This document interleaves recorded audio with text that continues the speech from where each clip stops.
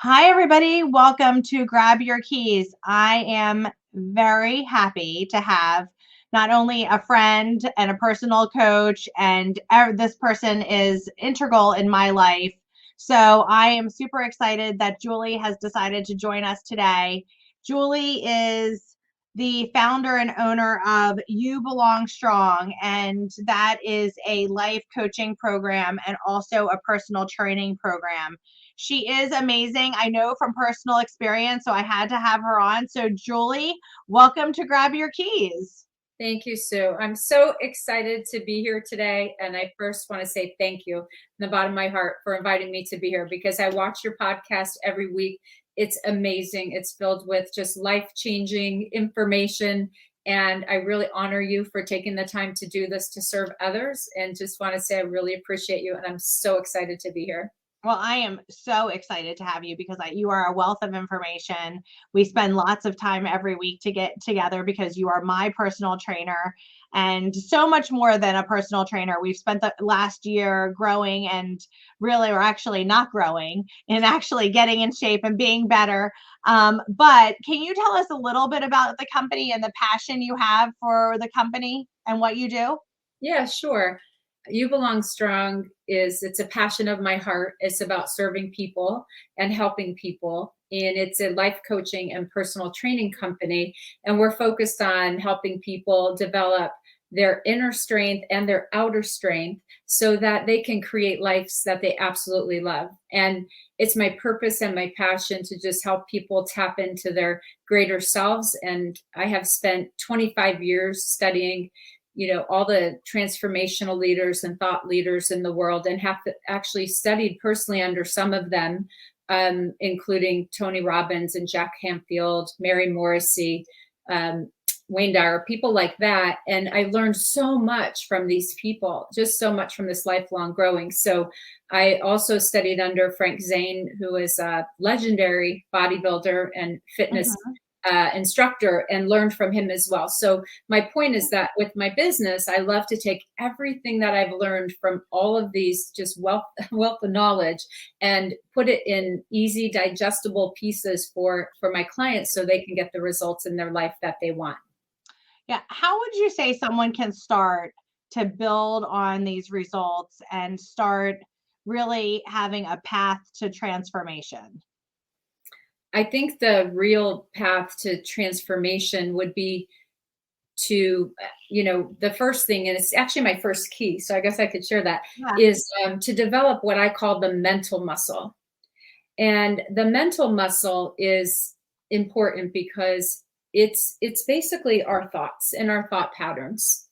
And taking time to slow down and to really examine the thoughts that we're thinking on a regular basis and to see, are they serving us? Are they giving us positive energy, or are they defeating us? And this mental muscle idea, it works in not only physical fitness training, but it also works in life coaching and creating the life you love. And what I mean is when in our brains, most of the time, I say we have like two selves, right? One self is like, you should sleep in, you need the rest, you've been working hard. And the other self is like, you got to get up and get moving because you are out of shape and you need to, you need to get yourself in shape. And so how do we know like which self can win in this game? And so when you master the mental muscle, it's making very specific decisions. Decide means to cut away, right? So we make a decision that we want to change something, or many, in my case, I changed many things in my life, but what is it that we want to change? We make a decision, and then we set a vision, set a goal for like 3 years out. What is it that we really want to create in our life? What do we want to have? What would we love? If it's, physical fitness and that type of thing, you ask, what can we start? How can we implement things? My whole thing is just micro steps for macro change. And what I mean by that is, you want to get in shape. A lot of people say, I'm going to join the gym. I'm going to go 5 days a week. I'm going to work out for an hour each day. And that works for about the first, 3 months. But then after that, it becomes a little mundane. Right. So what I recommend is starting small and like saying, I'm going to go for, 3 10-minute walks this week, and then next week, 3 15-minute walks, and then 20, 30, 40, and build up from there, but also to add other varied things into your physical fitness routine. So you actually like enjoy it and you look forward to it. Right. And then the other part is accountability. Having accountability, especially on the physical fitness side, is really key because you have that appointment, you have to show up. But just to circle and close this one out on mental mastery, when you decide to notice what you're noticing, what you'll notice is that we have like 65,000 thoughts a day. And this is in Eckhart Tolle's book. And, the majority of them, unfortunately, are self-defeating thoughts, or they're thoughts where we're projecting forward, or we're projecting backward, replaying something over and over again, or we're projecting forward into fear, something seeming that it's going to be real, but future events appearing real, but they never really happen. So, I love to teach people how to set goals, how to stay in the now, and really how to notice what they're noticing about their thoughts, and then change the channel, redirect it to your vision, redirect it to your goal. And then you can take that one self, that's the one that's like, the negative defeating self, put it to bed. Right. I love that, putting it to bed. So we always jump into the 3 keys to success, and that would be the first key, or would it be the first and second? You said the mental muscle and then accountability, or is accountability within the mental muscle? I would say that accountability it's separate from the mental muscle, but it's not necessarily one of my steps today. Okay. But I do think that that I threw it in there because there's so much research that supports when you have accountability in anything you're trying to do. To have a coach, as you know, you have like an 80% better chance of success than without one. And the same is it's true for a life coach. It's true for physical fitness trainers or the coaching that you do as well. Yeah, I totally agree with you. I love to have coaches. I have many coaches. I think that it's super important to have coaches and to have accountability partners every single step of the way. And the mental muscle is super important, and you have to constantly be using that. And I agree with the little angel and the little devil that you have to like gauge. People don't want to wake up at 5 o'clock in the morning to get that hour of workout in, and people don't want to eat right all the time, and people don't want to set their goals. And this is a perfect time to be thinking about that stuff, about thinking about setting your mental muscle in place, because we're going into 2024, and we want to be sharp with that. So one of your 3 keys is the mental muscle. What are the other 2? One of the other ones I have would be having courage to make a change, courage to take action on So something. hard. Yeah, especially where fear is involved, especially when you have fear involved. And it could be as simple as like calling somebody that you're afraid to call. You don't know what they're going to say. Or it could be like me. I was in an unhappy relationship marriage after 24 years. And one night I was driving home and it was late at night. I had worked a really long day and it was rainy, dark, wet, and I came to this traffic light, and at that light, it was red, and I just sat there, and I was like a literal and figurative fork in the road.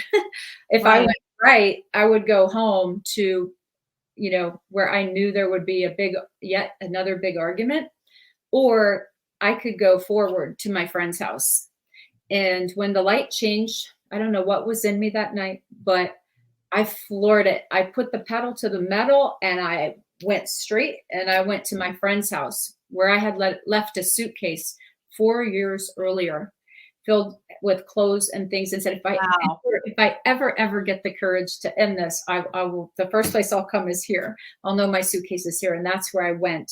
And from that decision, I did, made a phone call, and I ended it, never went home ever again that day. But I will say, once I had the courage to push past the fear and make that change, then I was able to, I went in and I quit my career. I don't advise people to do this, but I quit my career after 25 years as a corporate vice president. And I quit and I started my own marketing company. And wow, then that's awesome. other changes came, and I, was able to then subsequently find the love of my life, who happened to be an exercise physiologist, take up personal training, and I loved it. Who knew, right? So I guess the thing is, when we make a decision and we cut away, we just cut away and we are going to do this. And so it could be getting in shape. It could be improving our career. It could be, better health and wellness, whatever it is. When we make a decision, we actually change our brain. And I'm sure for those of you that watch Joe Dispenza, he talks about our neural pathways, and we have these well-worn grooves in our brain. And so our same thinking, they say that some people live 90 years and some people live 1 year 90 times. Right. So that's doing the same thing, but expecting a different outcome. But when we actually push past that fear and understand that when we're outside of our comfort zone, we're going to have massive fear. When we have massive fear, it really means that we're right on the green growing edge of our growth, and something amazing is coming. So anyway, when you go the status quo, there's really not a lot of fear. But when you have fear, it's really an indication from like the universe that like, hey, you're growing. You're actually growing because you're outside of that comfort zone bubble. So my thing is always for people I love to talk about the courage to change, whether it's your health and fitness, or like I said, if it's something in your career, you want to go bigger, whatever it is you want to do, just envision and sit back and say, 3 years from now, what would I love? What would I really love for my love and relationships? What would I really love for my career or my vocation? What would I really love for my health and wellness? What would I really love for time and money freedom? What would I love in all these, spheres of life? And sit back and think about that and look at it. I did. And believe me, I was 47 years old. That was like 11 years ago when I made those decisions. But fast forward to today, my life is a totally different life. And so again, that's why I'm a big advocate of helping people to, to make some big vision ideas and then have the courage to change. Yeah. One of the sayings that I love is be comfortable being uncomfortable, because if you can push yourself past that fear, then that fear isn't a fear after you push through it, because you've pushed through it. And you still might have the fear of whatever it was, but you've pushed through it, and now you can really grow, as you said. And I love that, the being comfortable being uncomfortable. Thank you. I agree with that too, quite a bit. And then I want to mention, once you make one change that you push past the fear on, then all of a sudden you find yourself like wanting to take more, not dare I say risk, but more steps that are going to lead you to the life you would absolutely love. Yeah, that's amazing. That's great information. So we have your mental muscle, and we have courage to change. What's that third key to success, Julie? The third key to success for me is it's really generative gratitude. And what I mean by that is living in a constant state of gratitude. There are so many things going on all over the world today, so much news and so much Noise. and stuff at work, and all these things, the economy, and just there's a lot of moving parts. And so we have a human side and we have a spiritual side, and with gratitude we're able to tap into the spiritual side and to really sit and notice, like, we are just so supremely blessed. And, I love to always say when people show up for the workouts, which most of them do, how grateful are you that we get to work out today? Some people can't work out. They have limitations and they can't. So how great is it? And there's a line that says, gratitude is on the same frequency as abundance. Yeah. We're both in that same gratitude. And when you can elevate yourself and I'm going to tell you some tips on how to do this, but how to elevate your state into this constant sense of gratitude. You start from an energy, everything is energy, and everything's created twice. So for example, if you look around your office right now, every single thing you're looking at was an idea in someone's head at one point. Right. When you think about that, that's pretty amazing. So that's where, when we impress gratitude on our thoughts and on our being, and we see everything with these different colored eyes, like, how grateful am I to have running water, or how grateful am I to just be able to, enjoy, a wonderful meal. when you go into that state of gratitude, it's like your life becomes a prayer, and you start vibrating instead of down here, worry, doubt, fear, anxiety. It's, instead you're up here on this different level. And gratitude, it gives you more joy, more happiness, more fulfillment. It makes you want to spread more joy and happiness too, quite frankly. And so some of the tips that I have and that I've learned from some of my mentors is, one is generative gratitude starts from the moment you open your eyes, and you open your eyes and you're like, thank you. I woke up. Some people didn't wake up today. I am so grateful for this. I love that. Laying in bed and going through your mind about all, thinking whatever comes to mind, what you're really, truly, profoundly grateful for, and not even putting your feet on the floor until you've generated this really profound state of gratitude.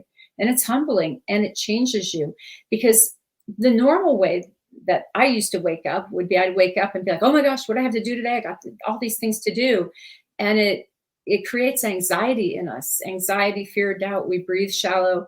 But when you start with this generative gratitude, it's really a practice that, you can then like carry on throughout the day. You can carry it on in other ways by just, having a gratitude journal and writing, the challenges, not the challenge, but the opportunity maybe to write 3 things that you're grateful for.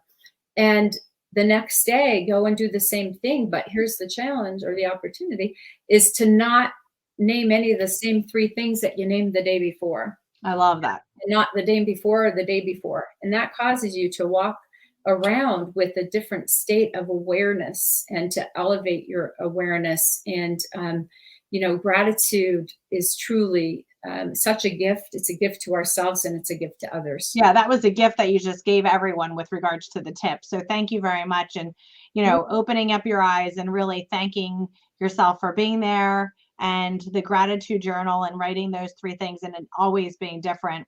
That was really a gift that you just gave everyone. Let me ask you this, Julie, who is somebody you admire? I mean, you talked about so many different people: Joe Dispenza, Mary Morrissey, Jack Canfield, Tony Robbins. I mean, you've been around the coaches of coaches for the most part. Besides maybe the coaches, who do you admire? Well, I would say, and I do have to say, my mentor, Mary Morrissey. Mary Morrissey is the founder of the Brave Thinking Institute, and that's where I achieved my certifications in life coaching. And Mary Morrissey has been doing this work for over 50 years of helping people. First helping coaches, but also helping people create lives that they would absolutely love. And she's worked with His Holiness the Dalai Lama on, working on peace treaty type things. She's worked with Nelson Mandela and she's interviewed him. She's been featured on several PBS specials. And if you have never, any of you have never seen her, look her up. She's on YouTube. I'm sure you've seen her, but Mary Morrissey. And I would say that she really is a person that teaches, she teaches all these things that she's learned in her life that work, that help you to create this really beautiful life that you would love, a life of abundance, a life of happiness. And like she says, you have to come from the dream. You can't get to it. So she has you create that dream, read it every single day, a little travel size vision statement of like what you would absolutely love. And like really get the feeling tone of what's it going to feel like when you're going to live this absolutely amazing life, and being clear on the action steps you want to take and the things you want to achieve. And as you get in harmony with that, she's changed millions and millions of lives. And if you don't know where you're going, you can't get there. Right. So it's always good to have that vision of where you want to be. Sure. What's next for Julie? I would like to say my next big thing, like every year I've been growing and reinventing myself year over year, and it's such an exciting journey. But this year, my focus is on launching some groups where we will be going through mastermind type groups of varying time lengths, like 90 days, 6 months, a year, but going through a lot of the programs that I'm certified to teach, like life mastery or working with the law. It's like going through all the laws, the law of gratitude, the law of abundance, all these law of thinking.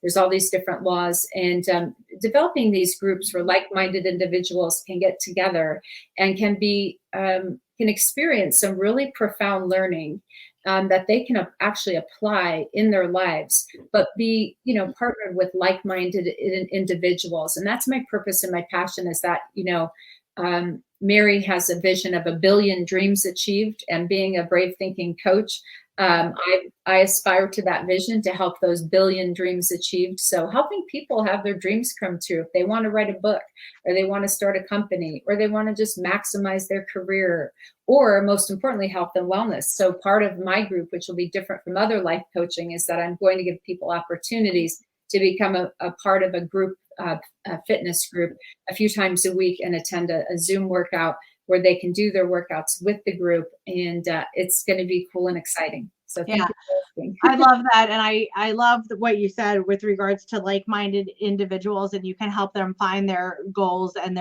define their dreams, and find their tribe. And I think that that's super important for people to find other individuals that they connect with, because so often we feel that we're on an island, and we're not. If we actually look, we can find lots of different like-minded individuals. So, Julie, if people wanted to get in touch with you, how would they find you? How would they find Julie? Yeah, I would say to go to my website. It's just like it sounds, YOU, Belong Strong. So youbelongstrong.com. And you can, I'm going to actually be doing some free upcoming webinars and things like that. So you can go in and you can click and just get into them. And we're going to be going through some of the training, a bit deeper than what I shared today, but some cool training. So that would be the best way to get a hold of me. Well, Julie, thank you so much for being on Grab Your Keys. I appreciate you every single day. You are amazing. I love your passion. I love what you're doing to try to help transform people. And everyone, thanks for joining us on Grab Your Keys. We will see you next time. Yes, thank you, Sue. Greatly appreciate you. Thank you. Thank you.